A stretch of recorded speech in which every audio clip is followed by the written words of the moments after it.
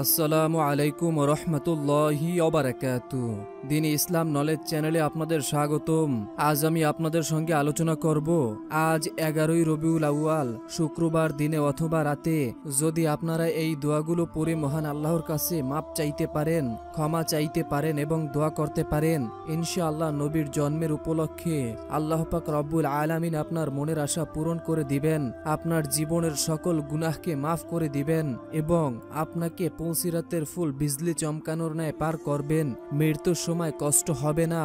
এছাড়াও যে সকল দিনী ভাই বোনেরা, মা ও বোনেরা পরিবার ও সংসারের ভিতরে অভাবে আছেন, কোনোভাবেই যাদের পরিবার থেকে অভাব দূর হচ্ছে না, তারা আজকের এই আমলটি করুন। ইনশাআল্লাহ পরিবার ও সংসার থেকে সকল অভাব দূর হবে, সকল সমস্যার সমাধান হবে ইনশাআল্লাহ। দেখুন, একদিকে হচ্ছে রবিউল আউয়াল মাস, খুবই গুরুত্বপূর্ণ এবং খুবই ফজিলাতপূর্ণ একটি মাস, এবং অন্যদিকে হচ্ছে শুক্রবার জুমার দিন। আমরা সকলেই জেনে থাকি যে জুমার দিন অত্যন্ত ফজিলাতপূর্ণ একটি দিন। এই দিনকে গরিবের হজের দিন বলা হয়েছে। তাই আজকের এই আমলটি কোনোভাবেই আপনারা বাদ দিবেন না অথবা মিস দিবেন না। আপনাদের কাছে অনুরোধ করে বলছি, আমরা এই প্রথমবার নারীদের ছবি ছাড়া কিংবা হারাম ছবি ছাড়া ইউটিউব এবং ফেসবুকে ভিডিও দিয়ে থাকছি। এরকম ভিডিওগুলো যদি আপনি আপনার মোবাইলে অথবা ফোনে পেতে চান, এজন্য অবশ্যই দিন ইসলাম নলেজ এই চ্যানেলটিকে সাবস্ক্রাইব করে রাখুন। তো চলুন শুরু করি। ইসলামের দৃষ্টিতে পবিত্র জুমা বা জুমার রাত দিন অপরিসীম গুরুত্বপূর্ণ। জুমার দিনকে সাপ্তাহিক ঈদের দিন বলা হয়েছে।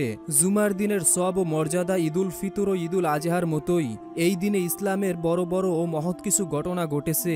জুমার দিনের গুরুত্ব আল্লাহ তাআলার কাছে এতই বেশি যে কোরআনে জুমা নামে একটি স্বতন্ত্র সূরা নাজিল করা হয়েছে। আল্লাহ তাআলা কোরআনে ইরশাদ করেন, হে মুমিনগণ, জুমার দিন যখন নামাজের জন্য আহ্বান জানানো হয়, তখন তোমরা আল্লাহর স্মরণের দিকে মসজিদে এগিয়ে যাও এবং দুনিয়াবি বেচা কেনা যাবতীয় কাজকর্ম ছেড়ে দাও। এটা তোমাদের জন্য কল্যাণকর যদি তোমরা জানতে। সূরা জুমা আয়াত 9। রাসূল সাল্লাল্লাহু আলাইহি ওয়াসাল্লাম এক হাদিসে বলেছেন, মুমিনের জন্য জুমার দিন হলো সপ্তাহের ঈদের দিন। ইবনে মাজাহ শরীফের হাদিস। এক হাদিসে নবী করিম সাল্লাল্লাহু আলাইহি ওয়াসাল্লাম ইরশাদ করেছেন, যেই দিনগুলোতে সূর্য উদিত হয় ওই দিনগুলোর মধ্যে জুমার দিন হলো সর্বোত্তম। এই দিনে হযরত আদম আলাইহিস সালামকে সৃষ্টি করা হয়েছে। এই দিনে তাকে জান্নাতে প্রবেশ করানো হয়েছে এবং এই দিনই তাকে জান্নাত থেকে বের করে দেওয়া হয়েছে। আর এই দিনই কিয়ামত অনুষ্ঠিত হবে। মহানবী সাল্লাল্লাহু আলাইহি ওয়াসাল্লাম আরো এক হাদিসে ইরশাদ করেছেন, জুমার দিনে দোয়া কবুল হওয়ার একটি সময় আছে। কোন মুমিন যদি সেই সময়টা পায় আর তখন যদি সে সেজদায় থাকে, তাহলে তার যে কোনো কল্যাণ কামনা আল্লাহ পূরণ করে দিবেন। বুখারী শরীফের হাদিস। প্রিয় ইসলাম দিনী ভাই ও বোনেরা, আজকের এই আমলটি আপনারা কোনোভাবেই বাদ দিবেন না অথবা মিস দিবেন না, কেননা আজকের এই আমলটি খুবই ফজিলাতপূর্ণ একটি আমল এবং এই আমলটি যদি আপনারা মন থেকে আল্লাহর উপর বিশ্বাস নিয়ে করতে পারেন, আশা করি আপনাদের সকল সমস্যার সমাধান হবে ইনশাআল্লাহ। দেখুন দিনী ভাই ও বোনেরা, দোয়া মুমিনের হাতিয়ার। আমল ও দোয়ার মাধ্যমে আল্লাহর নৈকট্য অর্জন করা সম্ভব। আল্লাহ সেই বান্দাদেরকে সবচেয়ে বেশি ভালোবাসেন যারা তার কাছে চায়, আবার যারা চায় না তাদের প্রতি অসন্তুষ্ট হন। আল্লাহ তাআলা বলেন, নিশ্চয়ই মানুষকে সৃষ্টি করা হয়েছে অস্থির করে। যখন তাকে বিপদ স্পর্শ করে তখন সে হয়ে পড়ে অতিমাত্রায় উৎকণ্ঠিত।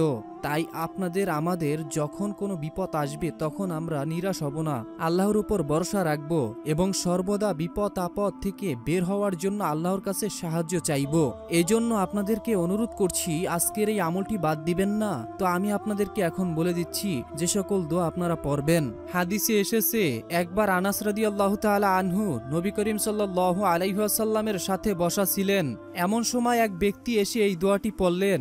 দোয়াটি হচ্ছে, আল্লাহুম্মা ইন্নী আসআলুকা বিআন্না লাকাল হামদু লা ইলাহা ইল্লা আনতাল মান্নান বা'দুস সামাওয়াতি ওয়াল আরদ ইয়া যাল জালালি ওয়াল ইকরাম ইয়া হাইয়্যু ইয়া কাইয়্যুম। অর্থ, হে আল্লাহ, আমি তোমার কাছে প্রার্থনা করছি, তুমিই তো সব প্রশংসার মালিক, তুমি ছাড়া কোনো উপাস্য নেই, তুমি দয়াশীল, তুমিই আকাশসমূহ ও পৃথিবীর একমাত্র সৃষ্টিকর্তা, হে মহাসম্রাট ও সর্বোচ্চ মর্যাদার অধিকারী, হে চিরঞ্জীব, হে সর্বময় ক্ষমতার অধিকারী, একমাত্র আপনার কাছেই আমাদের মনের কথা বলছি। মহান আল্লাহ তাআলার ক্ষমা এবং রহমত পেয়ে যাবে, সে জীবনে ধন্য হয়ে যাবে। তো মহান আল্লাহ তাআলার রহমত পাওয়ার যেই দোয়াটি রয়েছে সেই দোয়াটি আপনাদেরকে বলে দিচ্ছি, মনোযোগ সহকারে শুনুন। ইন্নাহু কানা ফারিকুম মিন ইবাদি ইয়াকুলুনা রব্বানা আমান্না ফাগফির লানা ওয়ারহামনা ওয়া আনতা খায়রুর রাহিমিন। অর্থ, আমার বান্দাদের মধ্যে একদল ছিল যারা বলে, হে আমাদের প্রতিপালক, আমরা ঈমান এনেছি, সুতরাং আপনি আমাদেরকে ক্ষমা করুন এবং আমাদের উপরে দয়া করুন, আপনি তো দয়ালুর মধ্যে শ্রেষ্ঠ দয়ালু। সুবহানাল্লাহ, সুবহানাল্লাহ। দিনী ভাই ও বোনেরা, এখন আপনাদেরকে যে দোয়াটি বলে দিচ্ছি এই দোয়াটিও আপনারা পড়বেন। রব্বি ইন্নী জালামতু নাফসি ফাগফিরলি, রব্বি ইন্নী লিমা আনজালতা ইলাইয়া মিন খায়রিন ফকির, এই দোয়াটিও পড়বেন। অর্থাৎ এই দোয়াগুলো যে আমি আপনাদেরকে বলে দিচ্ছি এই দোয়াগুলো মনোযোগ সহকারে পড়বেন।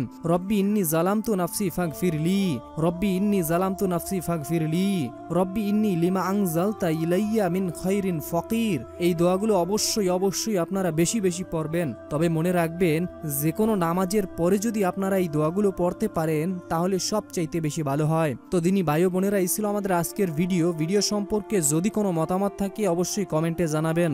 আসসালামু আলাইকুম ওয়া রাহমাতুল্লাহ।